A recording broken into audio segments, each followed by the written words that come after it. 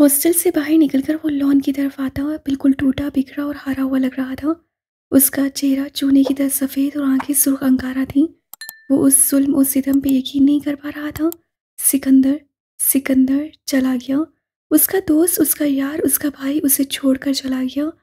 अंदर के माहौल, अंदर के नज़ारे से उसका दम इतना घुटने लगा कि उससे सांस लेना मुश्किल हो गया। वो फिर भागा था। यहाँ से निकलकर वो उस तरफ आया था। इर्द-गिर्द कोई ना कोई अपने प्यारों के साथ मौजूद था। कहीं लोग खुशी के बायस यहाँ मौजूद थे, कहीं लोग अपने प्यारों की तकलीफ़ में गमगीन, और कुछ तो उसी की तरह अपने के चले जाने पे बिखरे हुए थे। मगर उनके पास सहारा था, जबकि वो तो अकेला हो गया। इतना अकेलापन तो माँ-बाप के गुज़र जाने पे भी उससे महसूस नहीं किया था, जितना कि शेरू के गुज़र जाने के बाद। हाँ, शेरू, दिल से टीस उठने लगी। कमीने, तू मुझे छोड़कर नहीं जा सकता। वो तकलीफ से दांत पीसते हुए बोला। मुठियाँ जोर से भींची, उससे खुद को पीटने से रोका, वरना दिल किया हर शय को तहस नहस करके आग लगा दे। इससे पहले वो लड़खड़ा कर घुटने के बल गिरता कोई भागता हुआ आया और उसे थाम कर हाँफते हुए बोला। हन्नान, अन्नान ने मुड़कर देखा। उदाद उसे दुख से देख रहा था।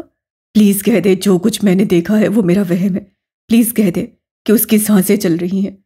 प्लीज़ कह दे अभी भी डॉक्टर उसे ट्रीट कर रहे हैं। कह दें प्लीज़, कुछ कहें। कहें हुदाद भाई वो जिंदा है। वो शेरू है, वो मर नहीं सकता। उदाद ने जवाब में अपनी आंखों से ना रुकने वाले अश्क बहाए। वो भी आज के दिन टूट गया था। अनान ने दर्द से आंखें बंद करके सिसकती हुई आवाज़ निकाली। उदाद ने उसे अपने साथ लगाकर उसकी पीठ पे थपकी दी। मैं यतीम हो गया हुदाद भाई। मैं बिल्कुल अकेला हो गया। वो क्यों चला गया? इतनी कम उम्र क्यों लाया था वो? अब मैं क्या करूं? बस हन्नान, इजी, तुम अकेले नहीं हो। बोलते हुए उदाद की खुद आवाज़ खोसी गई। मैं अकेला हो गया हूँ, वो चला गया मुझे छोड़कर। उसके बगैर अब मैं क्या करूँगा? हुदाद भाई बताएं, अब मैं क्या करूँगा? उदाद ने उसे जोर से खींच लिया और बोला। तुम अकेले नहीं हो यार, मैं हूं ना तुम्हारे साथ। मगर आप शेरू नहीं है। शेरू कोई नहीं हो सकता। शेरू सिकंदर नहीं है वो। एकदम रमशा की चीख निकली और वो तेजी से सीट से उछली, मगर सीट बेल्ट ने उसे रोक दिया। अन्नान ने एकदम गाड़ी रोकी। रमशा, नहीं, शेरू, हम हॉस्पिटल नहीं जाएंगे। वो शेरू नहीं, वो कोई और है। शेरू नहीं मर सकता। आप दोनों प्लीज मत रोएं। वो जिंदा है। आप लोगों को गलत फहमी हुई है। वो आ जाएंगे, वो खुद आएंगे। किसी ने गलत खबर दी है। वो तेजी से हन्नान का बाजू सख्ती से थामते हुए बोली।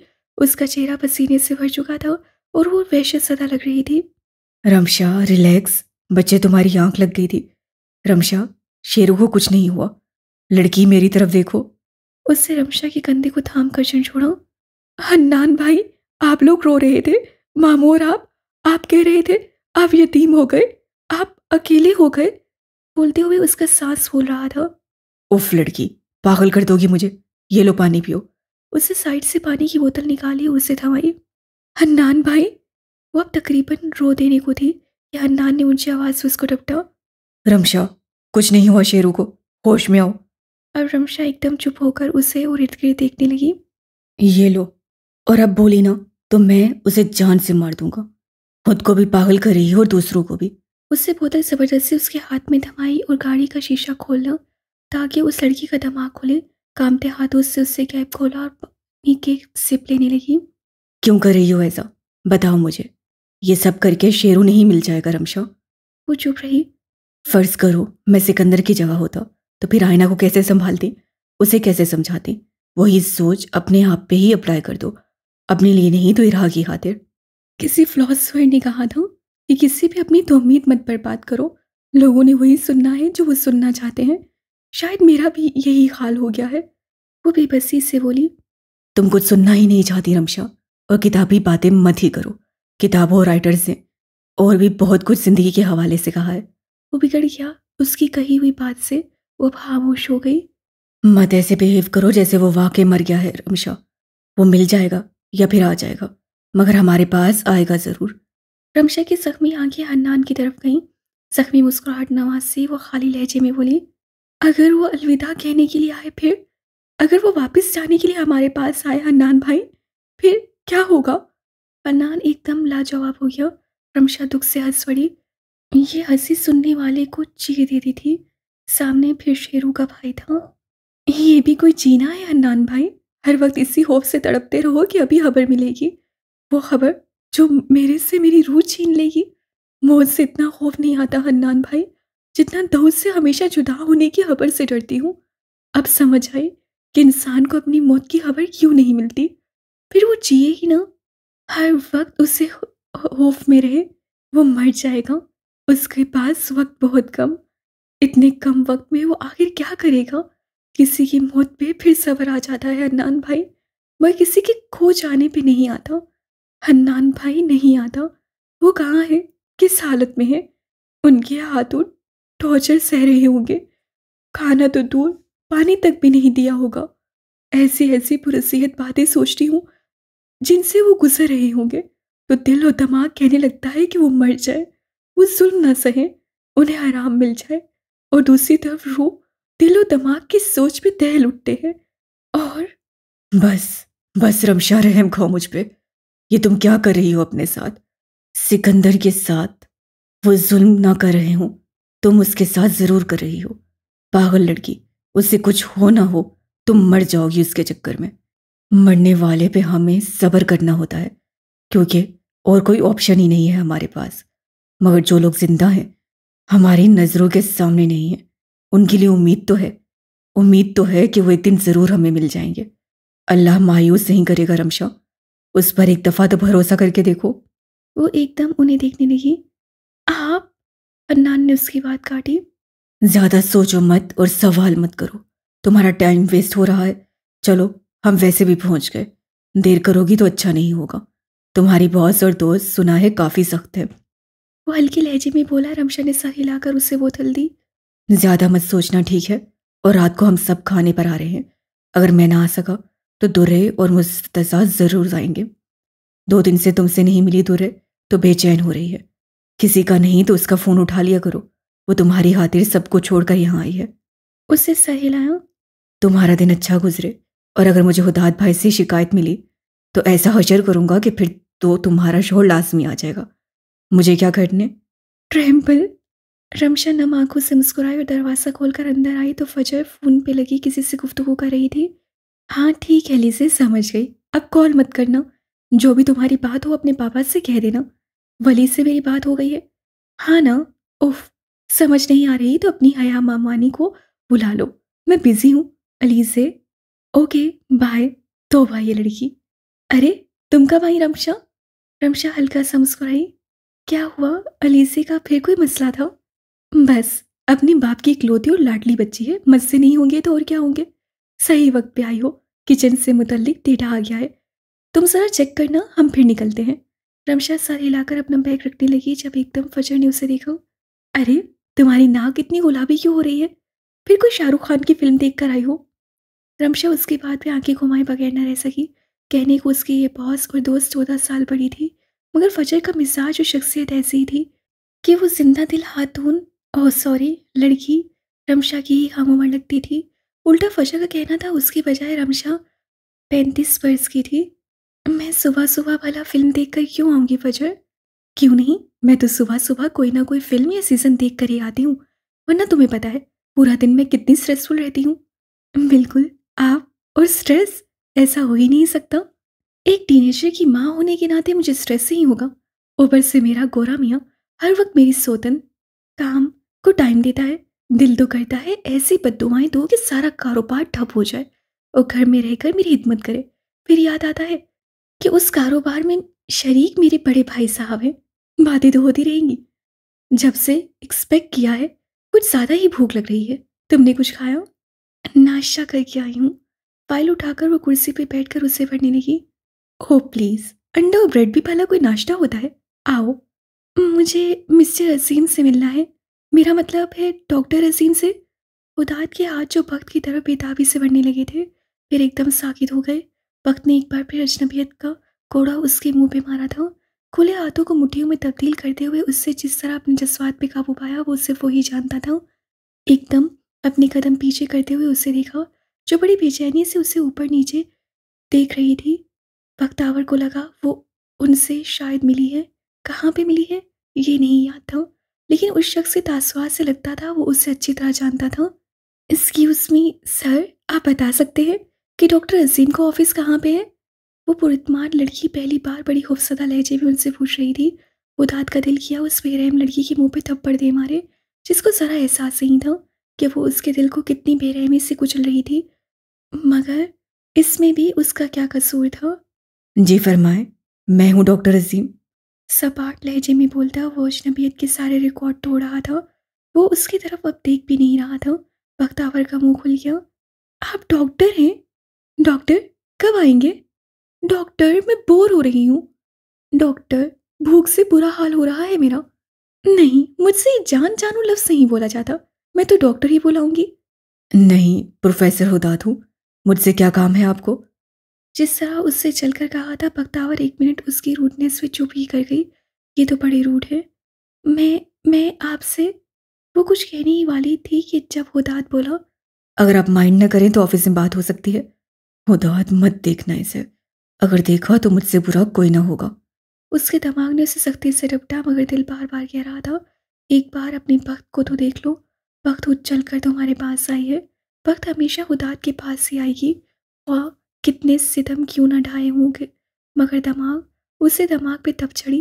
वो बख्त का जवाब सुने बगैर तेजी से ऑफिस की तरफ बढ़ा। बख्त उसके रवैये पर उलझ सी गई। ये तो इंतहाई बदतमीज है। क्या मैं इनके पीछे जाऊं या नहीं? उसे ज़रा गुस्सा भी आया। कोल और शॉन तो कह रहे थे कि ये तो अच्छे हैं। ये तो लेकिन ये आंखें बड़ी अजीब थी। किसी मैग्नेट की तरह खींचती थी उसे अपनी तरफ। ये आंखें उससे अपने ख्वाबों में देखी थी। ऐसे ही अजनबियत और गुस्से की हद तक दीवानगी उससे ख्वाबों में देखी। तब तो ये आंखें बुरी नहीं लगी। तो अब वो किसी जादुई असर के तहत उसके पीछे गई। हाँ, पीछे वो ऑफिस का दरवाज़ा उसके आने तक बंद कर चुका था। मुंह पे हाथ फेर कर उससे गुस्से से अपना बैग टेबल पे पटका। वक्त की फ्रेम हुई तस्वीर एकदम उसके फेंकने से गिर गई। उसे खुद को धारने से रोका और कोट सोफे पे फेंक कर वो कुर्सी पर ऐसे ही बैठ गया। वो नहीं आएगी। उसकी इतनी बदतमीजी पे वो अब नहीं आएगी। मगर वो बख्तावर अजीम थी। खुदात को हैरान कर देने वाली। दरवाजे को नॉक करके वो खोलते हुए अब बोली, आ जाऊं सर? उसके मुखड़े को देखकर खुदात फिर पागल हो गया।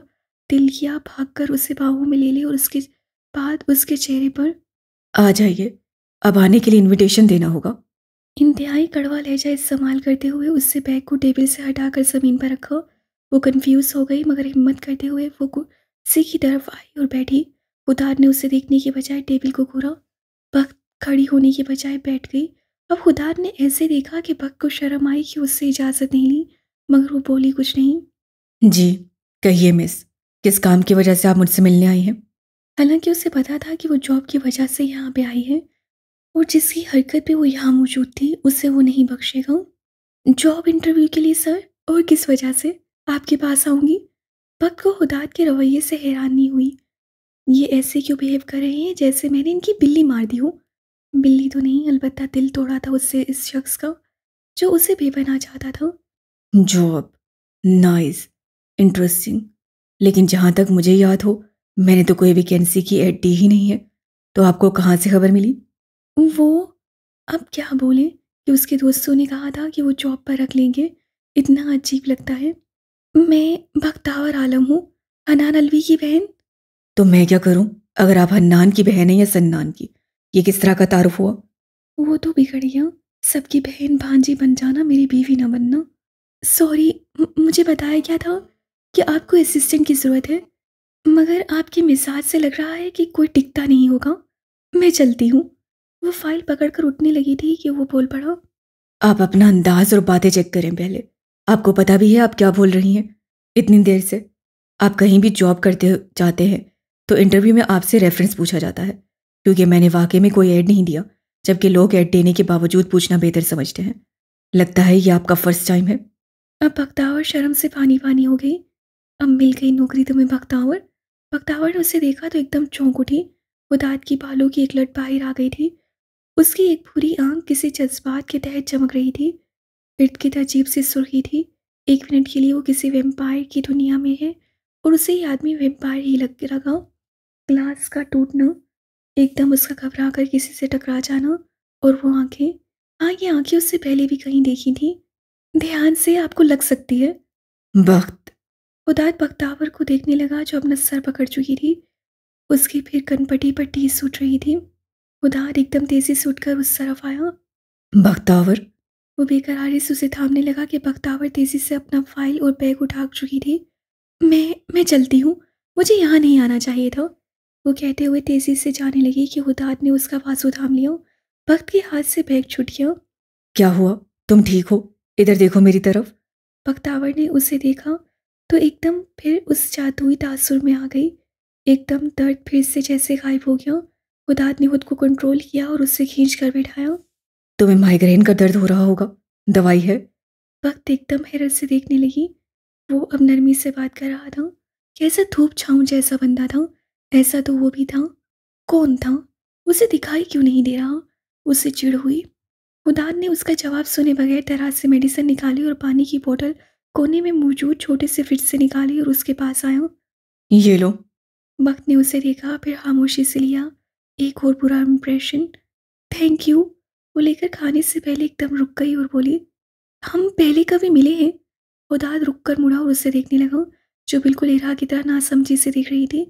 इरा के अंदाज से देखने पर खुदात के चेहरे पर मुस्कुराहट आई, मगर दूसरे लम्हे गायब भी हो गए। नहीं, कहते हुए उससे बैग और उसकी फाइल उठाई और दूसरी कुर्सी पे बैग रखते हुए अपनी कुर्सी पे बैठा और उसके हाथ में वक्त की फाइल थी। फाइल को खोलकर वो वक्त की बनाई की सीवी देखने लगा। अजीब सी मुस्कुराहट उसके चेहरे पे आ गई, लेकिन उससे वक्त की तरफ देखने से खुद को रोका। ये अजीब बिहेवियर उसका हमेशा वक्त के मामले में ना जाने क्यों होता था। बख्तावर बोतल की कैप बंद करके सर को देखने लगी। वो बड़े गौर से उसकी फाइल को घू रहे थे, जैसे उससे बहुत कुछ मौजूद था, जबकि ऐसा नहीं था। वो उसकी तस्वीर को देख रहा था। उंगली की पोर से उसके चेहरे को छुआ। दिल ने कहा आंख उठा लो, अपनी प्यासी निगाहों को सैराब कर लो, मगर दिमाग उल्लू का। उससे फाइल बंद करके टेबल पे बैठी। वक्त एकदम पीछे हुई। आपने ग्रेजुएशन तक नहीं की, आपके पास कोई एक्सपीरियंस ही नहीं है। ऊपर से आपकी क्लमजीनेस को देखकर पता चल गया आप कितनी जिम्मेदार हैं। इसलिए माजरत, मैं आपको जॉब पे नहीं रख सकता। ये मेडिकल स्कूल है मुहतरमा, आम स्कूल ना रखे आपको। यहाँ तो सवाल ही पैदा नहीं होता। इतना ब्लंट अंदाज। बख्तावर की तो आंखें चलने लगी, शर्मिंदा अलग हुई। उसे यहाँ आना नहीं चाहिए था। सा हिलाकर उससे बोतल टेबल पे रखी और खड़े होकर फाइल और बैग उठाकर बोली, आपका वक्त बर्बाद करने पे माजरत चाहूँगी मिस्टर। उससे नेम प्लेट पड़ी तो एकदम वो चुप हो गई। खुदात अजीम, खुदात। एकदम से उसे चुप पाकर खुदात ने सर हिलाया। नो प्रॉब्लम मिस बख्तावर आलम। चुड़ैल। वक्त ने एकदम उसे आंखें दिखाई। आपने मुझे चुड़ैल क्यों कहा? खुदात का मुंह खुल गया। मैंने कब कहा? आप होश में तो हैं? मतलब मैं इतनी देर से चुप हूँ, आपकी सुन रही हूँ, खुद पे शर्मिंदा भी हो रही हूँ कि आपका वक्त बर्बाद किया, और आप मुझे चुड़ैल कह रहे हैं। This is the way you treat people doctor. खुदात को समझ ही नहीं आई उससे क्या हुआ है। देखो लड़की, एक लफ्ज़ नहीं सर, मैं आपसे बहुत इज्जत से पेश आ रही थी, क्योंकि आप बड़े भी थे और आपके पेशे की कदर करती हूँ, मगर मेरे से इस तरह बात करेंगे तो मैं चुप नहीं रहूँगी। आप जानते नहीं हैं मैं किसकी भांजी हूँ। वक्त ने जैसे ही बात मुकम्मल की खुदात को झटका लगा। उससे याद है सिकंदर, ये क्या बोल रही है? खुद के जज्बात पे काबू पाते हुए बोला, मैंने ऐसी कोई बात नहीं की मुहतरमा कि आप यूं भड़क उठे। सबूत के तौर पे मैं सीसीटीवी कैमरा भी आपको दिखा सकता हूँ कि मैंने एक बार भी आपको चुड़ैल नहीं कहा। और प्लीज़, मैं ऐसी धमकियों में नहीं आता, आप जिसकी भांजी भी हूँ। वक्त एकदम चौंक गई। भांजी? मैंने कब कहा मैं किसी की भांजी हूँ सर? आपको देखना चाहिए आप बात क्या कर रहे हैं। लगता है मैं गलत स्कूल में आ गई। ये तो मेंटल असाइलम है, जहाँ के डॉक्टर खुद मलंग बाबे हैं। या अल्लाह, वो ख्वाब नहीं देख रहा हूँ। पहले चुड़ैल, फिर भांजी, और अब मलंग बाबा। खुदात का दिल किया भागकर उस लड़की को घुमाकर हर चीज़ उसी लम्हे में याद दिला दे। मुझे वाकई जाना चाहिए, वो कहकर जाने लगी जब खुदात ने उससे रोका, बात सुने। मगर वो उसे अनसुना करते हुए चल पड़ी। खुदात हाथ ऊपर किए मज़ीद कुछ कहने लगा और खुद से बोला, ये सब क्या था? जो भी मैंने देखा वो सच था। मेरी बख्ता आई थी, मेरी मॉर्निंग स्टार। वो हंस पड़ा। मज़े से सीट के पीछे बैठकर वो खुद से बोला, मेरी जान, अब तुम्हें ये नौकरी हर हाल में मिलेगी। तुमने खुदात अजीम के जलते दिल में छींटे फेंके हैं। उससे वक्त के फ्रेम हुई तस्वीर उठाई। याददाश्त चली गई, मगर एटीट्यूड नहीं गया मेरी जिंदगी। टाइनी, मैं तुम्हारी मम्मी को अब किसी तौर पर खुद से दूर नहीं होने दूंगा। कहते हुए उससे तस्वीर सीने पे रखी और छत की तरफ देखा, रमशा तुम लंच नहीं करोगी? रमशा लैपटॉप पे लगी रिपोर्ट बना रही थी जब दरवाजे पे नॉक करती रूबा उससे बोली। रमशा ने चौंक कर उसे देखा, फिर वक्त का पता ही नहीं चला और लंच का वक्त भी हो गया। नहीं, मुझे भूख नहीं है, वो होली से मुस्कुरा कर कहती दोबारा लैपटॉप पर लग गई। अरे फजर तो ऑर्डर कर रही है, आ जाओ। कब से लगी हो? नहीं रूबा, तुम जाओ, मुझे भूख नहीं लगी। मुझे भूख लगी तो घर जाकर खा लूंगी, वैसे भी 1 घंटा ही तो रह गया है। रमशा ने इतने दो टोक अंदाज से कहा कि रूबा ने सर हिलाया। ठीक है, मगर थोड़ी देर भी लगे तो आ जाना। रमशा ने सर हिलाया और लैपटॉप को घूरने लगी। अब उसका ध्यान काम से हट गया था। दरवाज़ा खोलकर वो अंदर आया। रमशा 4 माह की इरा को अपने सीने से लिपटाए उसकी पीठ को थपक रही थी। इरा मुठियां मुंह में डाले आवाज़ से निकालकर माँ के साथ लगी हुई थी। मुझे फाखरा माई ने बताया तुमने खाना नहीं खाया, नाश्ता भी छोड़कर ऐसे चली गई। लंच के लिए भी मना कर दिया और अब आया तो कह रही हूँ कि मेरे लिए खाना लगा दे। क्यों? तुम क्यों नहीं खाओगी? रमशा सुसंदाज में सरस सीधी हुई तो बोली, भूख नहीं लग रही मुझे, आप खाना खा ले। क्यों नहीं लग रही? तबीयत ठीक नहीं है क्या? वो उसके पास आया और हाथ उसके माथे पे रखा। बुखार तो नहीं है? दिल खराब हो रहा है? वो सनफी में हिलाने लगी। बस सिल नहीं जा रहा, आप खा ले शेरू, मैं अब सो जाऊंगी। खाली पेट में तुम्हें सोने नहीं दूंगा। चलो उठो। इरू, मम्मी को कह नहीं सकती हैं? बस हर वक्त मम्मी को जगा कर रखती हो और अपना खाना पूरा हो जाए बस, मम्मी भूखी रहे। रमशा को डपट कर वो नीले नाइट सूट में इरा को उठाते हुए उसको प्यार करने लगा। इरा बाप को देखकर मुंह खोलकर मुस्कुराई। रमशा ने देखा, ये आपको ही देखकर मुस्कुराती है। बाप को देखकर नहीं मुस्कुराएगी तो किसे देखकर मुस्कुराएगी? चलो उठो। मेरा बिल्कुल दिल नहीं है। तुम क्या चाहती हो कि तुम्हें भी इरा की तरह उठाऊं? तब राजी होगी? इरा को बेबी पहुंचकर पे लिटाए वो ऊपर के लाउंज में मौजूद थे, क्योंकि रमशा की हिम्मत नहीं थी जाने की नीचे। रमशा ने थोड़ी सी दाल डाली और छोटा सा रोटी का टुकड़ा तोड़कर खाने लगी। उसे सिकंदर की नसें महसूस की।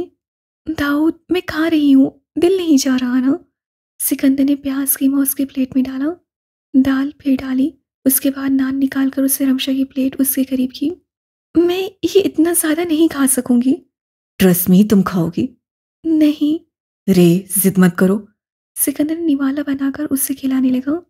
वो खुद नहीं खा रहा था। पहले रमशा खाना मुकम्मल कर ले, फिर बाद में सोचेगा।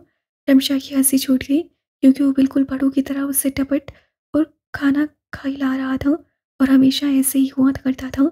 जब कभी वो खाना नहीं खाया था करती थी तो दुनिया के किसी कोने में सिकंदर हदीद हो, बस उनका अहम काम यही होता था, तो जिन्हें हर हाल में पूरा करना होता था। मैं ख्याल नहीं रखूंगा अपनी रेखा तो कौन रखेगा? किसी को क्या परवाह तुम खाना खाती हो या नहीं?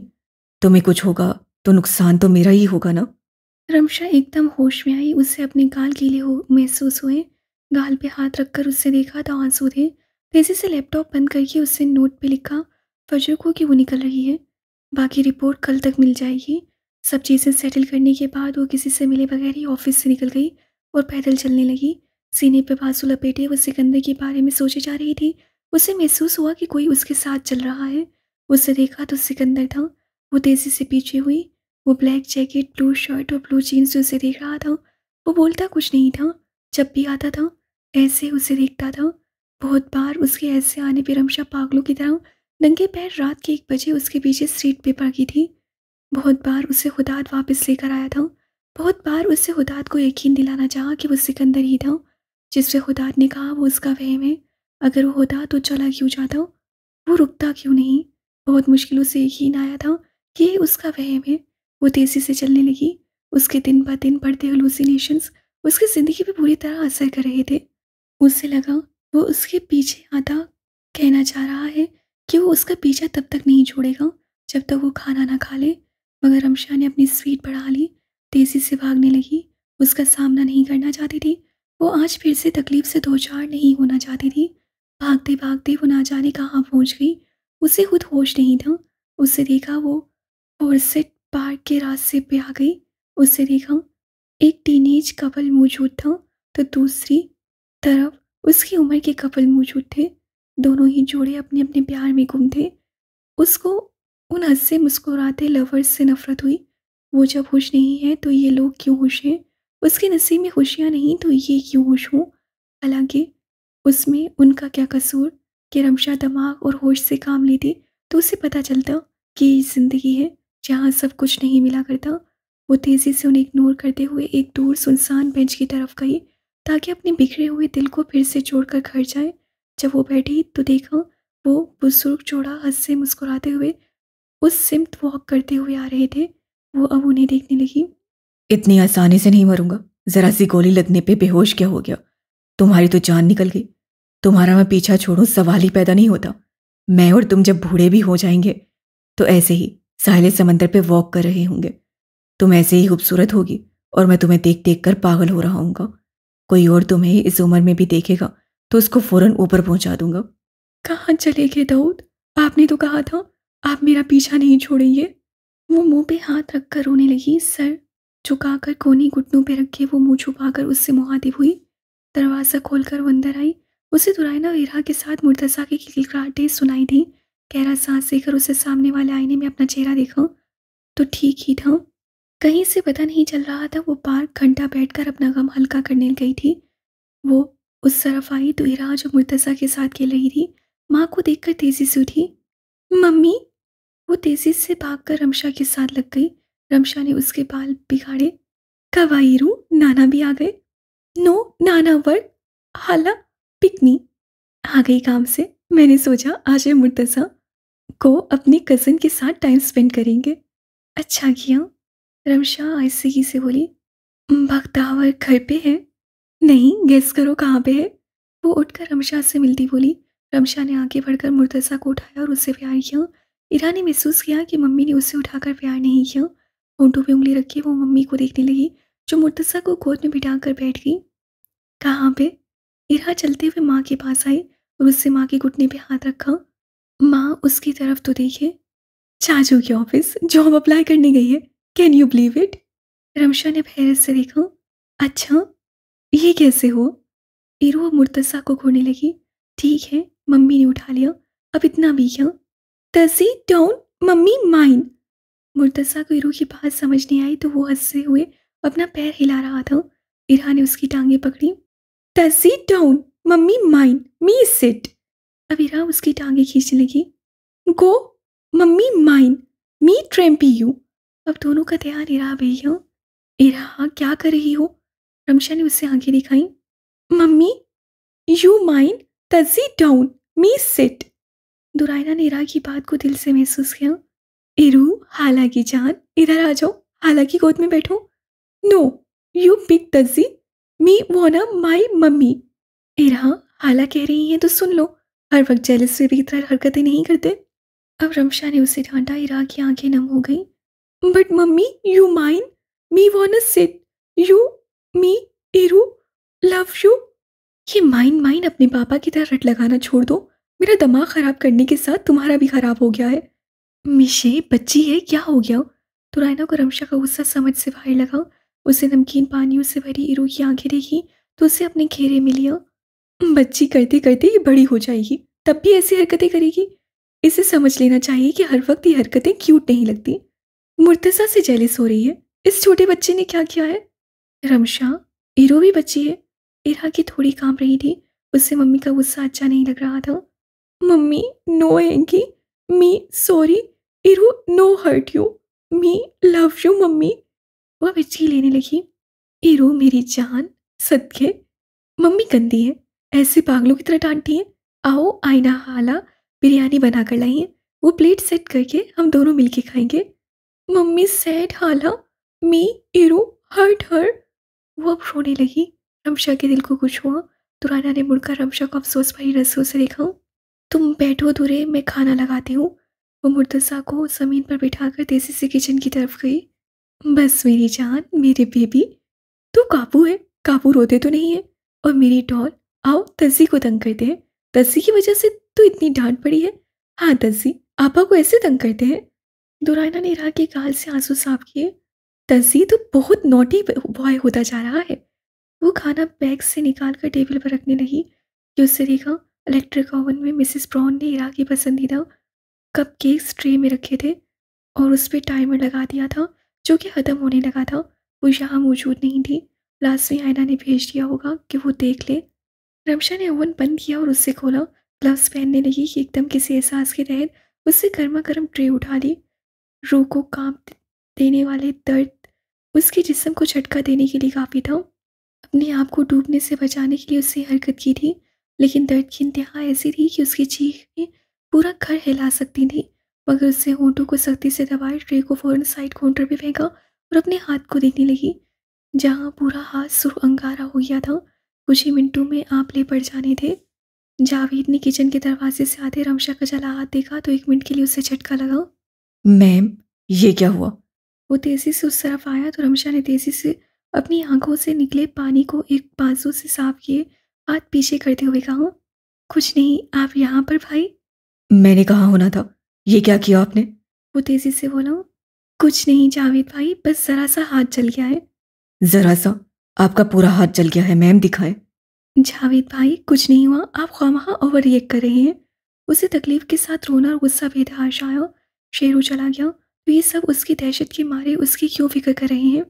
मैम, आप अपना हाथ दिखाएं वरना मुझे हुदात और हन्नान सर को कॉल करनी होगी। जावेद अब संजीदगी से बोला, मैं उनकी जिम्मेदारी नहीं हूँ, कुछ नहीं हुआ मुझे। अब वो ऊंची आवाज़ से बोली तो रायना तेजी से अंदर आई। क्या हुआ रमशा? जावेद भाई। मैम ने अपना हाथ जलाया है। आईना क्या आगे हैरत से फैल गई।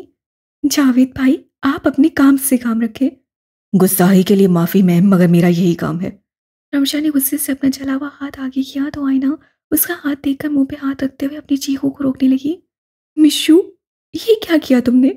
रमशा ने सख्ती से जावेद को देखा जो तेजी से दराज से एक बॉक्स निकाले उसे किचन टेबल की कुर्सी की तरफ बैठने का इशारा कर रहा था। आंखों से कहा, प्लीज जिद मत कीजिएगा।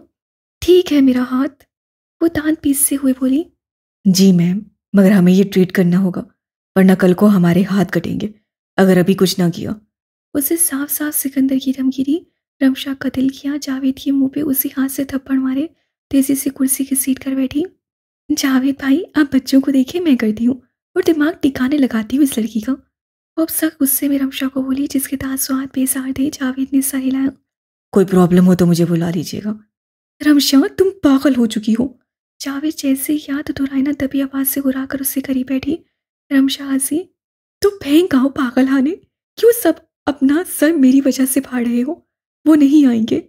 मुंह बंद रखो अपना, अगर आगे से तुम कुछ बोली तो रख कर लगाऊंगी। वो तेजी से उंगली उठाकर बोली। क्या करूं मैं तुम्हारा? रमशा, अगर तुमने दोबारा ऐसी कोई हरकत की तो मैं पुप्पो को बताऊंगी, एंड आई मीन इट। बताओ उन्हें भी क्यों अंधेरे में रखा है, उन्हें भी पता चले किस तकलीफ से गुजर रही है उनकी बेटी। उन्हें भी मारना चाहती हो तुम? अब रमशा को लगा आयना ने रखकर उसके मुंह पे थप्पड़ मारा है। वो चुप हो गई और आयना उसे सुनाते हुए ट्रीट करने लगी। फिर साथ उससे 2 पेन किलर सी। चाचू को आने दो, सही सुथरी करवाती हूँ मैं। एक तो इरा को हर्ट किया। तो जनाब बताएं कैसा दिन रहा और कैसे बॉस से? बड़े अजीब से डॉक्टर थे, तुम्हें पहले भी लगते थे वक्त बानो। एकदम वक्त के जवाब पे तो रायना अपनी जुबान को फिसलने को रोक ना सकी। फिर खुद पे काबू पाते हुए बोली, मेरा मतलब है तुम्हें सारे डॉक्टर्स अजीब ही लगते हैं। लेकिन भाभी, मेरा मतलब है आप ही, वो बहुत अजीब थे। उनका हुलिया भी कहीं से नहीं लग रहा था वो डॉक्टर है। तो रायना चीज खाते हुए बोली, क्यों, किसी हीरो से मिलते हैं? हाँ नहीं, रेसलर से मिलते हैं। काफी ज्यादा लंबे हैं, बालों की पोनी बनाई हुई थी, दाढ़ी भी लंबी सी है। मैंने ऐसा हुलिया पहले देखा था। हाँ, उनकी आंखें, उनकी एक आंख सफेद है। बड़े अनोखे डॉक्टर है। फिर तो तुम परेशान क्यों लग रही हो? मुझे ऐसा लगता है वो मुझे जानते हैं। आप ही, क्योंकि बड़ा अजीब रवैया था। समझ नहीं आ रहा, मुझे देखकर ऐसे रहे थे कि पता नहीं उनका मैंने क्या चुरा लिया हो। कहीं दिल विल चुरा तो नहीं लिया पागल लड़की? बेखबरी में इसलिए गुस्सा हो रहे हो? बख्तावर की हंसी छूट गई। वो मेरे अंकल की उम्र के हैं आप ही, और आप पता नहीं कैसी बातें कर रही हैं। मुझे कॉल और शॉन की समझ नहीं आती। उनमें पता नहीं क्या अच्छा लगा था, और वो मुझे रखना दूर उनकी आंखों से पता चल रहा था कि वो तो इस मुल्क में भी ना रहने दे। दुराना के अलग में चेहरी फंस गई। अब इतने बुढ़े भी नहीं होंगे जिसका का हुलिया तुमने बताया है, ऐसे बुजुर्गों का नहीं होता। अच्छा और बताओ ना, क्या क्या हुआ?